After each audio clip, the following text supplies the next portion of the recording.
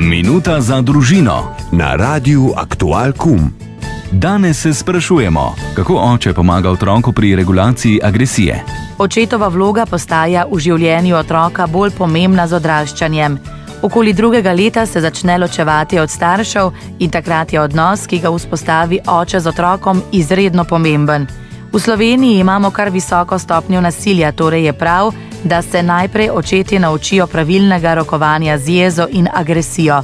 Starši se moramo zavedati, da se otrok še uči in zato se mi kot odrasli nikakor ne moremo zapletati z njimi v prepir. To je zares pomembno, zato ponavljam, da moramo odrasli vedno imeti v mislih, da smo mi njihovi vzgojitelji in da naš odnos ni enakovreden.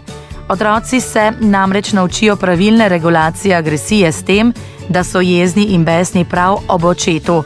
Takrat je pomembno, da se mi kot starši ne počutimo užaljeni ali pa osebno prizadeti, saj je odkrito izražanje jeze način, da ne bo potrebno razviti agresije. Kadar je otrok jezen, je zanj bistvenega pomena, kaj bo oče naredil s to jezo.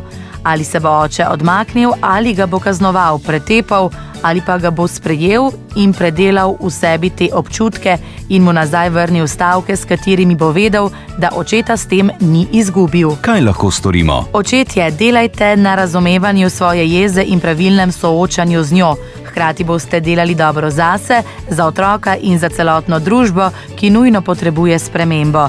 Jeza je energija, ki mora ven. Kam jo boste usmerili? Nasilje, tepež, opitje, razbijanje, vse to so nekoristni načini izražanja jeze. Minuta za družino na Radiu Aktual Kum.